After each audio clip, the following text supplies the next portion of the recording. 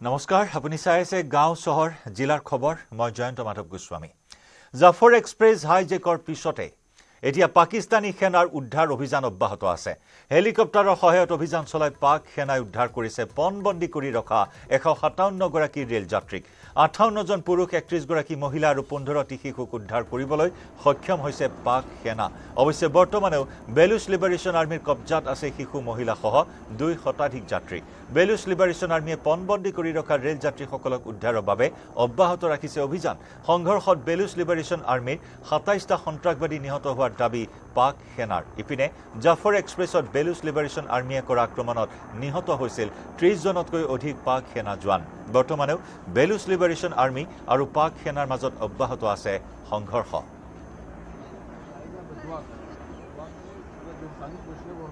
উদ্ধাৰ অভিযান বৰ্তমানে চলাই থকা হৈছে এক বৃহৎ প্ৰত্যাহ্বানৰ সন্মুখীন হৈছে পাক সেনা আৰু এই প্ৰত্যাহ্বানৰ মাজতে এতিয়া 214 গৰাকী পণবন্দীক উদ্ধাৰৰ বাবে প্ৰচেষ্টা হাতত লৈছে হেলিকপ্টাৰৰ সহায়ত অভিযান চলোৱা হৈছে একে সময়তে বেলুচ লিবাৰেশ্যন আৰ্মিৰ নেতাই সকীয়াই দিছে পাক সেনাক যদি সামৰিক অভিযান চলোৱা হয় উদ্ধাৰ অভিযানত যদি সামৰিক অভিযান চলে তেতিয়াহলে ইয়াৰ পৰিণাম ভয়াবহ হ'ব ইতিমধ্যে প্ৰায় 157 গৰাকী পণবন্দীক উদ্ধাৰ কৰা হৈছে শিশু মহিলা সহ 157 গৰাকী পণবন্দীক উদ্ধাৰ কৰিবলৈ সক্ষম হয় পাক সেনাই এতিয়া প্ৰায় 214 গৰাকী পণবন্দী 214 গৰাকী যাত্ৰী পণবন্দী হৈ আছে বেলুচ লিবাৰেশ্যন আৰ্মিৰ হাতত এক অভূতপূৰ্ব কাণ্ড সংঘটিত হৈছে সমগ্ৰ বিশ্ব জোকাৰি গৈছে এই ঘটনাই সমগ্ৰ বিশ্বজুৰি চাঞ্চল্য অব্যাহত আছে এখন যাত্ৰীবাহী ৰেল বেলুচিস্তান প্ৰদেশৰ পৰা এই ৰেলখন হাইজেক কৰা হৈছে পেশাৱাৰ অভিমুখী ৰেলখন হাইজেক কৰি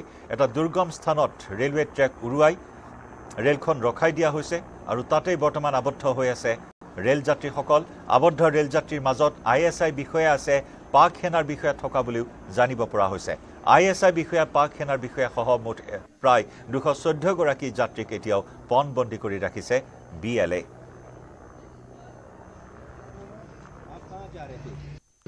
बस ये फायरिंग हो गया सर अल्लाह ने हिफाजत किया फौजी लोगों का हिम्मत है फिर भी एफसी वालों का हमको इधर तक ले आए माशाल्लाह अल्हम्दुलिल्लाह सर हम लोग को छोड़ दिया फिर बोला आप लोग जाएं भाई अपना रास्ता पकड़े निकलते जाए आप लोग के साथ दुश्मनी नहीं है हम लोग पैदल निकलते इधर नीचे नहर में गिर गए शहर में डाला तो बस निकलते गए पानी पत्थर पानी 4 घंटे हम लोग लगाया पानी से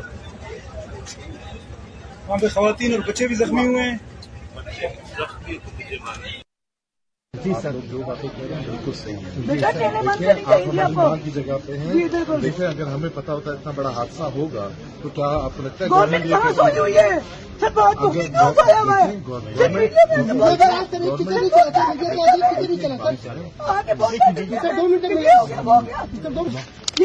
माने सरकार हमें सबको बोला पंजाबी इकट्ठे हो जाओ हम सारे इकट्ठे इस बार में चम्मच पिला दो ताकि हमारी जान छूटे इधर से बच्चों के रिश्ते के कहाँ लेके जाए हम लोग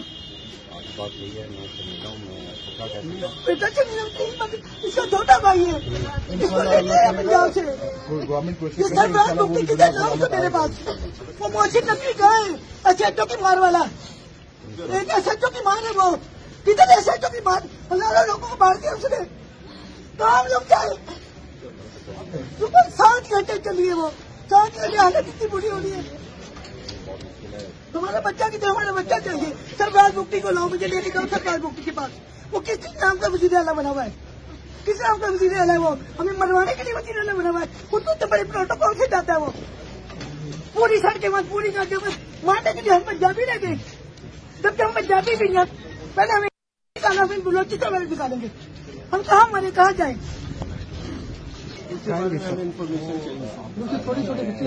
हम आप यकीन करें जो इस गवर्नमेंट से बंद करेंगे आपका बच्चा भी हमारा भी भाई आपका आप हमारी माँ की जगह आपके पास है हमारे पास नहीं जो गवर्नमेंट का इख्तियार है इंशाल्लाह भरोसा करें जब हम इधर बात कर रहे हैं जवान चढ़े हुए पहाड़ों को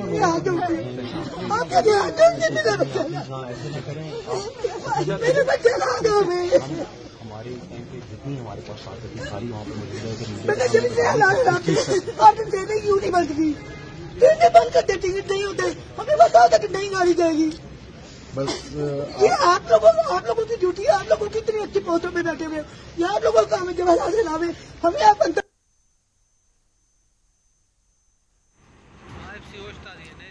আৰু ইয়া পণবন্দীসকলৰ আত্মীয়সকল যথেষ্ট অস্থিৰ হৈ পৰিছে, উদ্বিগ্ন হৈ পৰিছে, শংকিত হৈ পৰিছে। নিজৰ আপোনজনক এনেদৰে পণবন্দী কৰি ৰখাত চৰকাৰক দোষাৰোপ কৰিছে। একেদৰে বেলুচিস্তান চৰকাৰো এই মুহূৰ্তত সকলো জৰুৰীকালীন অৱস্থা ঘোষণা কৰি পৰিস্থিতিৰ সৈতে মোকাবিলা কৰিবৰ বাবে সকলো ব্যৱস্থা গ্ৰহণ কৰিছে। এখন যাত্ৰীবাহী ৰেল হাইজেকৰ দৰে এক নজিৰবিহীন ঘটনাই সকলোকে এই মুহূৰ্তত স্তম্ভিত কৰিছে, সমগ্ৰ বিশ্বজুৰি চাঞ্চল্য সৃষ্টি কৰিছে। সকলো উদ্বিগ্ন হৈ আছে। 214 গৰাকী পণবন্দী যাত্ৰীক এতিয়াও উদ্ধাৰ কৰিব পৰা হোৱা নাই। উদ্ধাৰ অভিযানৰ বাবে তৎপৰতা গ্ৰহণ কৰি হেলিকপ্টাৰেৰে অভিযান চলাই আছে পাক সেনাই। একে সময়তে আমি জনাই আছো সন্ত্ৰাসবাদীৰ ৰম্যভূমি পাকিস্তানতে এইবাৰ সংঘটিত হ'ল শিহৰণকাৰী এই ৰেল হাইজেকৰ ঘটনা। পাকিস্তানৰ জাফৰ এক্সপ্ৰেছ নামৰ যাত্ৰীবাহী ৰেলখন বিচ্ছিন্নতাবাদী সংগঠনে হাইজেক কৰাৰ পিছতে বিশ্বজুৰি আলোড়নৰ সৃষ্টি হৈছে। মঙলবাৰে বেলুচিস্তান প্ৰদেশৰ কোয়েটাৰ পৰা খাইবাৰ পাখতুনখোৱাৰ পেছোৱাৰলৈ গৈ থকাৰ সময়ত বেলুচ লিবাৰেশ্যন আৰ্মি চমুকৈ BLA উগ্ৰপন্থীয়ে যাত্ৰীবাহী জাফৰ এক্সপ্ৰেছ ৰেলখন হাইজেক কৰে। এই ৰেলখনত আছিল মহিলা শিশুকে ধৰি প্ৰায় 450 জন যাত্ৰী। বেলুচ লিবাৰেশ্যন আৰ্মিয়ে এই হাইজেকৰ দায়িত্ব স্বীকাৰ কৰাৰ লগতে হাইজেকৰ সময়ত ৰেল চালকসহ 30 জনৰো অধিক নিৰাপত্তাৰক্ষী নিহত হোৱা বুলি দাবী কৰে। কুৱেইটাৰ পৰা প্ৰায় 160 কিলোমিটাৰ দূৰত্বত CB চিটিৰ সমীপত এটা সুৰংগ ৰেলপথ পাৰ হোৱাৰ সময়তেই BLA এই ৰেলখন হাইজেক কৰে। ইতিমধ্যে ৰেল হাইজেক কৰা সেই টানেলৰ ভিডিঅ' প্ৰকাশ কৰিছে উগ্ৰপন্থী সংগঠনটোৱে। BLA দাবী কৰা মতে তেওঁলোকে ৰেলখন ৰখাবলৈ ৰেলপথ বোমাৰে উৰুৱাই দিছে। ৰেলৱে ট্ৰেক বোমাৰে উৰুৱাই দি ৰেলখন নিয়ন্ত্ৰণ কৰে। ইমানেই নহয়, এই ঘটনাৰ পিছত কোনো ধৰণৰ সামৰিক অভিযান চলিলে পৰিণতি বিষম হ'ব বুলি হুংকাৰ দিছে BLA। যদি সামৰিক অভিযান চলে তেতিয়াহ'লে পণবন্দীৰ প্ৰত্যেকজন যাত্ৰীকে হত্যা কৰাৰ হুংকাৰ দিছে BLA নেতাই। কুৱেইটাৰ পৰা প্ৰায় 160 কিলোমিটাৰ দূৰত্বত CB চিটিৰ সমীপত এটা সুৰংগ ৰেলপথ পাৰ হোৱাৰ সময়তেই BLA ৰেলখন হাইজেক কৰে। ইতিমধ্যে ৰেল হাইজেক কৰা সেই টানেলৰ ভিডিঅ' উগ্ৰপন্থী সংগঠনটোৱে প্ৰকাশ কৰিছে। BLA দাবী কৰিছে যে তেওঁলোকে ৰেলখন ৰখাবলৈ ৰেলপথ বোমাৰে উৰুৱাই দিছিল।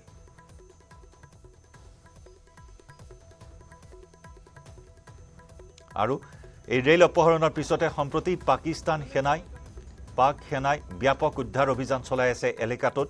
পাক সেনাৰ তথ্যমতে এই অভিযানত এই পৰ্যন্ত 27 গৰাকী উগ্ৰপন্থী নিহত হৈছে। হেলিকপ্টাৰৰ সহায়ত অভিযান চলাই পাক সেনাই উদ্ধাৰ কৰিছে পণবন্দী কৰি ৰখা 157 গৰাকী ৰেল যাত্ৰীক। তাৰ মাজত আছে 59 জন পুৰুষ, 32 গৰাকী মহিলা আৰু 15টি শিশু উদ্ধাৰ কৰিবলৈ সক্ষম হয় পাক সেনা।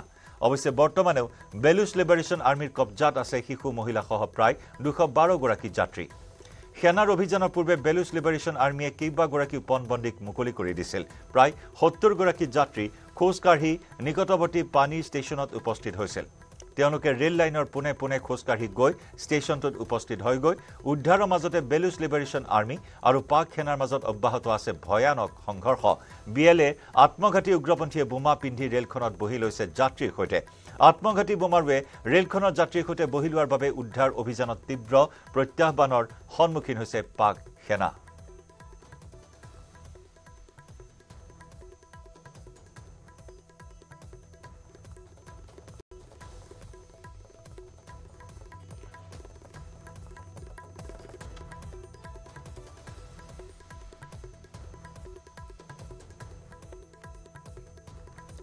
আমাৰ সতীৰ্থ সাংবাদিক মৃদুপৱন গোস্বামীৰ সৈতে এই মুহূৰ্তত আমি সংযুক্ত হৈছোঁ নিউজ ৰুমৰ পৰা। মৃদুপৱন, সমগ্ৰ বিশ্ব জোকাৰি যোৱা আন এটা অভূতপূৰ্ব ঘটনা, য'ত নেকি এইবাৰ 450 গৰাকী যাত্ৰীসহ এখন ৰেল হাইজেক কৰিলে। বেলুচিস্তানৰ স্বাধীনতাৰ দাবীৰে এই ধৰণৰ এটা মুখ্যম আঘাত হানিলে বেলুচিস্তান লিবাৰেশ্যন আৰ্মিৰ। গতিকে এই সম্পৰ্কত শেহতীয়া আৰু কি খবৰ আপুনি লাভ কৰিছে? অভিযান চলি আছে তীব্ৰতৰ গতিত, উদ্ধাৰ অভিযান। হয় জয়ন্ত, এটা কথা চাওক, যিহেতু পাকিস্তানক কোৱা হয় সন্ত্ৰাসবাদীৰ পৃষ্ঠপোষক, সন্ত্ৰাসবাদীৰ ৰম্যভূমিৰ এখন ৰাষ্ট্ৰ, আৰু এই সন্ত্ৰাসবাদ যেন কাৰো পক্ষেই ভাল নহয় সেই কথা এইবাৰ মৰ্মে মৰ্মে উপলব্ধি কৰিছে পাকিস্তানে। আৰু এই যি ৰেল হাইজেকৰ দৰে এটা নাভূত নাশ্ৰুত ঘটনা সমগ্ৰ বিশ্বক আলোড়িত কৰা এটা ঘটনা সংঘটিত হৈছে, আৰু ইয়াৰ পিছত এতিয়া সমগ্ৰ বিশ্বৰ আগতে পাকিস্তানৰ এক প্ৰকাৰ মুখা খোল খাইছে। আৰু এই যি দীৰ্ঘদিনীয়া পৃথক বেলুচ ৰাষ্ট্ৰ গঠনৰ দাবীৰে এই BLA এনেদৰে বিদ্ৰোহ চলাই গৈছিল, তাৰ পিছত এইবাৰ এই ৰেল হাইজেকৰ ঘটনাই সকলোকে এক প্ৰকাৰ হতচকিত কৰি তুলিছে। আৰু আটাইতকৈ এতিয়া পাকিস্তানী সেনাই এই যি উদ্ধাৰ অভিযান অব্যাহত ৰাখিছে, সেই উদ্ধাৰ অভিযানত আটাইতকৈ তেওঁলোকে যিকেইটা বিষয়ত প্ৰত্যাহ্বানৰ সন্মুখীন হ'বলগীয়া হৈছে সেই কথাকেইটা হ'ল যে এটা সুৰংগ পথত ট্ৰেইনখন আবদ্ধ কৰি এইদৰে তাত পণবন্দী কৰি ৰখা হৈছে। বৰ্তমান প্ৰায় 212 জনৰো অধিক পণবন্দী হৈ আছে সেই ৰেলখনত। আৰু ইয়াৰ ভিতৰত সেনা পাকিস্তানী সেনা আৰু ISR বিষয়া থকা বুলিও তথ্য পোহৰলৈ আহিছে। তাৰ সমান্তৰালকৈ কিন্তু এই যি পাকিস্তানী সেনাই সৰ্বশক্তি প্ৰয়োগ কৰি উদ্ধাৰ অভিযানত নামি পৰিছে, তেওঁলোকৰ বাবে প্ৰত্যাহ্বান হৈ পৰিছে BLAৰ আত্মঘাতী বোমাৰু। BLAৰ আত্মঘাতী বোমাৰু এতিয়া ৰেলখনত দবাই দবাই বহি পৰিছে যাত্ৰীৰ সৈতে। আৰু যিকোনো যদি পৰিস্থিতিত এই অভিযান বন্ধ কৰা নহয় তেতিয়াহ'লে আত্মঘাতী বোমাৰ দ্বাৰা এই ট্ৰেইনখন উৰুৱাই দিয়াৰ এক ভাবুকি প্ৰদান কৰিছে এই উগ্ৰপন্থী সংগঠনটোৱে। তাৰ সমান্তৰালকৈ কিন্তু আমি যদি চাওঁ BLAৰ ইতিহাসত এনেধৰণৰ ঘটনা সংঘটিত হৈছে। বিগত বছৰতে নৱেম্বৰ মাহত BLA এই ট্ৰেইনখনতে আত্মঘাতী বোমাৰে উৰুৱাই দিছিল, আৰু তাৰ ফলত প্ৰায় 30 জনৰো অধিক লোকৰ মৃত্যু হৈছিল। সেই কথাও কিন্তু আমি মনত ৰখা উচিত। আৰু BLA এনেধৰণৰ ইতিহাস আছে, আৰু এই ক্ষেত্ৰত এতিয়া পাকিস্তানী সেনাই উদ্ধাৰ অভিযান চলাবলৈ গৈ তেওঁলোকে কিছু সফলতা লাভ কৰিলে যদিও তাৰ পৰৱৰ্তী উদ্ধাৰ অভিযানৰ বাবে এতিয়া তীব্ৰ প্ৰত্যাহ্বানৰ সন্মুখীন হৈছে। তেওঁলোকে স্থলপথ, আকাশমাৰ্গ সকলো দিশেৰে উদ্ধাৰ অভিযানত নামি পৰিছে যদিও এতিয়া বিশেষ কাজ চাকিব পৰা নাই। এই বাকী যি 212 গৰাকী প্ৰায় পণবন্দী আছে তেওঁলোকক উদ্ধাৰৰ বাবে তীব্ৰ প্ৰত্যাহ্বানৰ সন্মুখীন হ'বলগীয়া হৈছে। আৰু এই বেলুচিস্তানৰ এই BLA এটা অতি শক্তিশালী বিচ্ছিন্নতাবাদী উগ্ৰপন্থী সংগঠন, সেই কথা সবেই জানে। আৰু এটা কথা উল্লেখযোগ্য যে পাকিস্তানৰ শেহতীয়া যি অৰ্থনৈতিক আৰু যি ৰাজনৈতিক অনিশ্চয়তা দেশখনত বিৰাজমান, তাৰ মাজতে কিন্তু শেহতীয়া 2 বছৰত এই BLA অধিক সক্ৰিয় হৈ পৰা পৰিলক্ষিত হৈছে। আৰু তেওঁলোকৰ যি দীৰ্ঘদিনীয়া দাবী আছিল সেই দাবী এতিয়া তেওঁলোকে তীব্ৰতৰ কৰি তুলিছে যে তেওঁলোকক এখন পৃথক বেলুচ ৰাষ্ট্ৰ লাগিবই। আৰু এই যে ৰেলখন তেওঁলোকে হাইজেক কৰিছে, এই ৰেলখন হাইজেক কৰি তেওঁলোকৰ প্ৰধান দাবী হ'ল যিসকল ৰাজনৈতিক বন্দী হৈ আছে পাকিস্তানৰ হাতত, আৰু এই BLAৰ যিসকল নেতা বন্দী হৈ আছে তথা যিসকল এক্টিভিষ্ট তাত বন্দী হৈ আছে তেওঁলোকক শীঘ্ৰে মুকলি কৰি দিব লাগিব। আৰু ইয়াৰ বাবে 48 ঘণ্টাৰ সময়সীমা বান্ধি দিছে এই উগ্ৰপন্থী সংগঠনটোৱে পাকিস্তান চৰকাৰক। এতিয়া এই কথা লক্ষণীয় হ'ব যে পাকিস্তানী সেনাই কেনেদৰে উদ্ধাৰ অভিযান চলাই আনসকল পণবন্দীক উদ্ধাৰ কৰিব পাৰে, নে BLAৰ ওচৰত শীৰ্ণত কৰি BLAৰ ওচৰত সেৱ মানি তেওঁলোকে এই যিসকল বন্দী আছে, BLAৰ বন্দী আছে, সেই বন্দীসকলক মুকলি কৰি দিয়ে। তাৰ ওপৰত এতিয়া সমগ্ৰ বিশ্বৰে দৃষ্টি নিবদ্ধ হৈ আছে। কিন্তু সমগ্ৰ বিশ্ব এতিয়া আচৰিত হৈ পৰিছে, এখন ট্ৰেইন কিদৰে হাইজেক কৰি পেলোৱা হয়। পাকিস্তানক যিহেতু কোৱা হয় সন্ত্ৰাসবাদীৰ ৰম্যভূমি, আৰু সেই সন্ত্ৰাসবাদীৰ পৃষ্ঠপোষকতা কৰি অহা পাকিস্তানে এতিয়া নিজেই যেন মুখ ঠেকেচা খাবলগীয়া হৈছে। বিভিন্ন সময়ত পাকিস্তানে কিদৰে ভাৰতত সন্ত্ৰাসবাদী সংগঠনক সাৰ পানী যোগাই ভাৰতক অস্থিৰ কৰাৰ পৰিকল্পনা কৰি আহিছে সেই কথা নতুনকৈ ক'বলগীয়া নাই। আৰু সেই পাকিস্তানেই সন্ত্ৰাসবাদীক এনেদৰে সাৰ পানী যোগাই থকাৰ এতিয়া যেন ফল ভুগিছে। কিন্তু এই সময়ত সকলোৱে সমগ্ৰ বিশ্ববাসীয়ে বিচাৰিছে যে যিসকল পণবন্দী হৈ আছে ট্ৰেইনখন তেওঁলোকক সুকলমে উদ্ধাৰ কৰা হওক, তেওঁলোক সুকলমে উদ্ধাৰ হওক। আৰু তাৰ বাবে এতিয়া সকলোৱে আশা পালি আছে। কিন্তু এই ক্ষেত্ৰত এতিয়া BLAও নাচুৰবান্দা হৈ আছে, আৰু তেওঁলোকে এই সামৰিক অভিযান বন্ধ নহ'লে আত্মঘাতী বোমাৰুৰ দ্বাৰা সমগ্ৰ ট্ৰেইনখন উৰুৱাই দিয়াৰ ভাবুকি প্ৰদান কৰিছে। সকলো পণবন্দীকে মৃত্যুদণ্ড প্ৰদান কৰাৰ তেওঁলোকে ভাবুকি প্ৰদান কৰিছে। ইয়াৰ পিছত উদ্ধাৰ অভিযান কিদৰে আগবাঢ়ে পাকিস্তানী সেনাৰ সেয়া লক্ষণীয় হ'ব। ইতিমধ্যে পাকিস্তানৰ যিসকল কৰ্তৃপক্ষ আছে তেওঁলোকে জনাইছে যে এই উদ্ধাৰ অভিযান চলি থাকিব। পাক সেনা আৰু BLAৰ এই যি এতিয়াও যি সংঘৰ্ষ চলি আছে ইয়াৰ পৰিণতিত যদি BLA হুংকাৰ দিয়াৰ দৰে কোনো ঘটনা সংঘটিত কৰে তেতিয়াহ'লে যে পৰিস্থিতি অধিক ভয়াৱহ হৈ পৰিব সেই কথা নিশ্চিত। জয়ন্ত, নিশ্চয় মৃদু ধন্যবাদ জনাইছোঁ আপোনাক মৃদুপৱন গোস্বামী আমাৰ সতীৰ্থ সাংবাদিক মৃদুপৱনে প্ৰত্যেকটো দিশ এই মুহূৰ্তত আমাক জনাইছে কি কি প্ৰত্যাহ্বানৰ সন্মুখীন হ'ব কাৰণ বোমা পৰিধান কৰি বোমা পিন্ধি আত্মঘাতী বোমাৰুৱে ৰেলৰ পাইলটৰ চকীত পাইলটৰ আসনত বহি আছে যিকোনো মুহূৰ্তত পৰিস্থিতি ভয়াৱহ হৈ উঠিব পাৰে যিকোনো মুহূৰ্তত পৰিস্থিতি ৰক্তাক্ত হ'ব পাৰে ইতিমধ্যে পৰিস্থিতি ৰক্তাক্ত হৈছে উভয় পক্ষৰ আক্ৰমণ প্ৰত্যাক্ৰমণত বৰ্তমান এতিয়া সমগ্ৰ বিষয়টোৱে গভীৰ অনিশ্চয়তাৰ মাজলৈ সোমাই গৈছে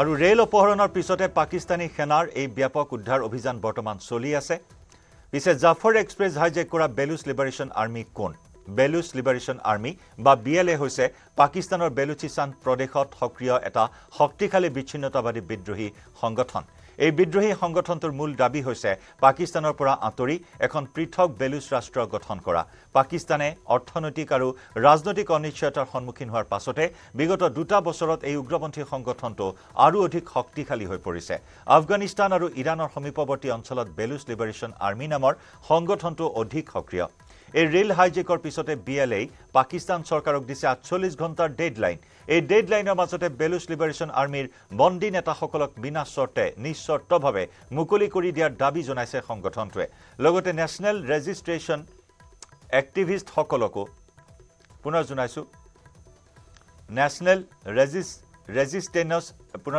নেশ্যনেল ৰেজিষ্টেন্স এক্টিভিষ্ট সকলকো মুকলি কৰি দিয়াৰ দাবী জনাইছে বেলুচ লিবাৰেশ্যন আৰ্মিয়ে আৰু এনে কেইবাটাও দাবীৰে 48 ঘণ্টাৰ সময়সীমা বান্ধি দিছে আৰু এই দাবীৰ প্ৰতি এতিয়া কেনেদৰে সঁহাৰি জনাই সেয়া লক্ষণীয় হ'ব কিন্তু তাৰ মাজতে উদ্ধাৰ অভিযান চলাই আছে সামৰিক অভিযান চলালে পৰিস্থিতি ভয়ানক হ'ব বুলি সকীয়াই দিছে বেলুচ লিবাৰেশ্যন আৰ্মিৰ নেতাই উল্লেখযোগ্য যে জাফৰ এক্সপ্ৰেছত এআই প্ৰথম আক্ৰমণ নহয় ইয়াৰ পূৰ্বেও উগ্ৰপন্থীৰ টাৰ্গেট হৈ আহিছে জাফৰ এক্সপ্ৰেছে কুৱেইটাৰ পৰা পেছোৱাৰলৈ 1600 কিলোমিটাৰৰ অধিক দূৰত্ব অতিক্ৰম কৰে পঞ্জাব প্ৰদেশৰ লগতে ইছলামাবাদ হৈ পেছোৱাৰলৈ এই সুদীৰ্ঘ যাত্ৰাকালত বহুবাৰ আক্ৰমণৰ লক্ষ্য হৈ পৰিছে জাফৰ এক্সপ্ৰেছ এই জাফৰ এক্সপ্ৰেছত সঘনাই অহা যোৱা কৰে পাক সেনাৰ জোৱানসকল বিশেষকৈ পঞ্জাব আৰু খাইবাৰ পাখতুনখাৱা প্ৰদেশৰ জোৱানসকলে জাফৰ এক্সপ্ৰেছেৰে কৰে অহা যোৱা সেই বিদ্ৰোহী সংগঠনৰ মূল টাৰ্গেট হৈ পৰে জাফৰ এক্সপ্ৰেছ যোৱা বছৰ নৱেম্বৰ মাহতো কুৱেইটা ষ্টেচনত এটা আত্মঘাতী বিস্ফোৰণ হৈছিল জাফৰ এক্সপ্ৰেছত বেলুচ লিবাৰেশ্যন আৰ্মিয়ে কৰা এই আত্মঘাতী বোমা বিস্ফোৰণত 30 জন লোক নিহত হৈছিল 2024 আগষ্টত বেলুচিস্তান ৰেলপথ বোমাৰে উৰুৱাই দিছিল বেলুচ লিবাৰেশ্যন আৰ্মিয়ে যাৰ ফলত জাফৰ এক্সপ্ৰেছৰ চলাচল 2 মাহ ধৰি বন্ধ হৈ আছিল 2024 জানুৱাৰীত ৰেলপথত বোমা বিস্ফোৰণৰ ফলত এজন লোক আহত হৈছিল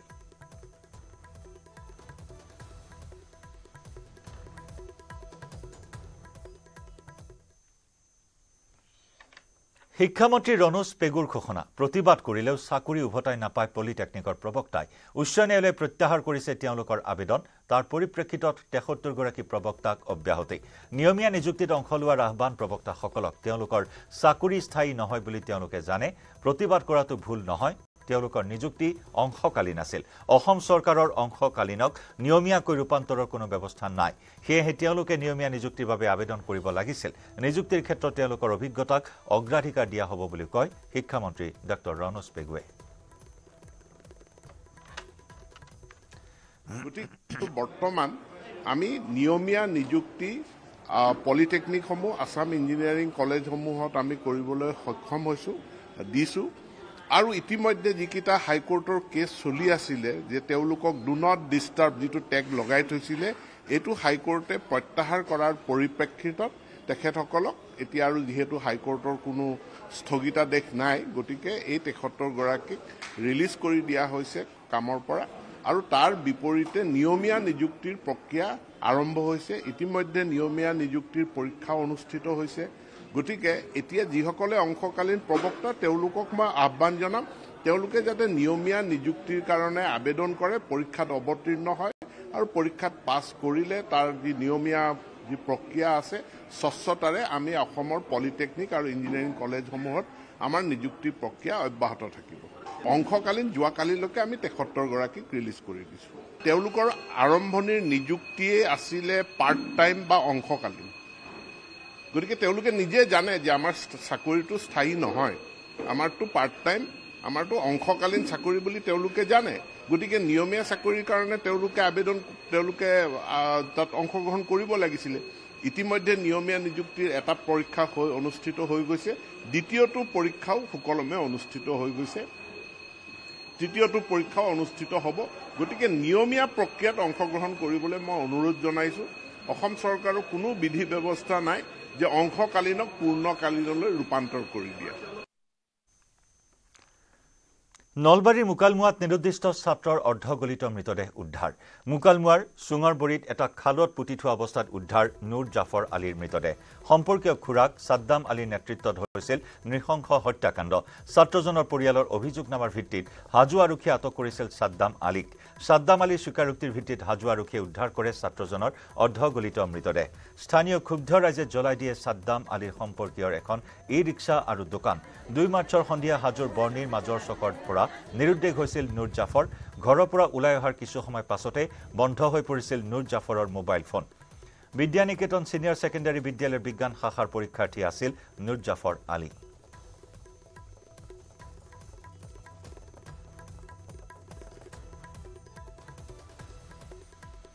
কৰি থাকে ইহঁতে মানে দুৰ্বল মানুহ নহয়, একো কৰিব নোৱাৰে। বিচাৰে কি কিবা বেলেগ বিচাৰিছিল বা কিবা মানে সিমান আৰু আমি নাজানো কিয় কৈছো, কাৰণ তেওঁলোকৰ অলপ মাটি সম্পত্তি কিবা কিবি অলপ আছে। তেনেকুৱা হয়তো মানে ভাবিছে যে এজন ল'ৰাক মাৰিলে বাকী এজনে থাকিব, তেওঁতো আৰু বিকলংগই, মানে একো নাজানে, কানা খৰা মানুহ। গতিকে তেনেকুৱা আমাৰ ভাৱনা আৰু বা এনেকুৱা ধৰণৰ আমাৰ ভাবিছো তেনেকুৱা আৰু।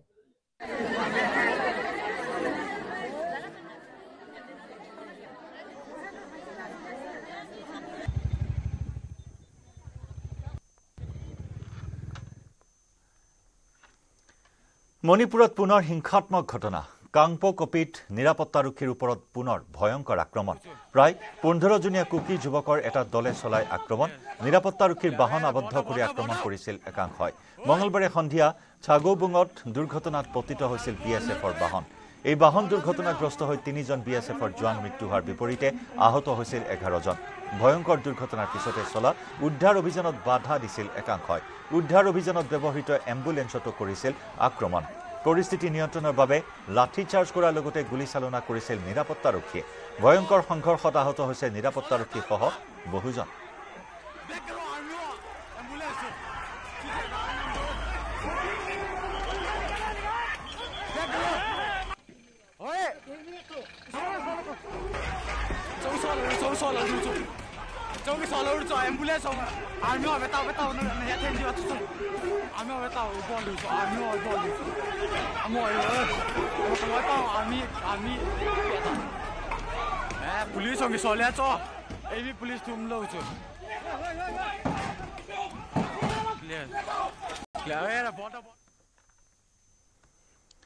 ৰাজ্যৰ নিবনুৱা সমস্যাৰ মাজতে এগৰাকী উচ্চ শিক্ষিত কৃষকে দেখুৱাইছে আদৰ্শৰ পথ। তিনিচুকীয়াৰ ৰাহুল গুপ্তা নামৰ লোকজনে 5 বিঘা মাটিত উন্নত প্ৰজাতিৰ বিলাহী, কেপচিকাম, পদিনা আদি বিভিন্ন খেতি কৰি বছৰি আয় কৰি আহিছে 25 লক্ষাধিক টকা। লণ্ডনত MBA কৰা ৰাহুল গুপ্তাই প্ৰথমে কলকাতাত চাকৰি কৰিছিল যদিও 2 বছৰৰ পাছতে চাকৰি এৰি কৃষি কাৰ্যত জড়িত হৈ পৰে।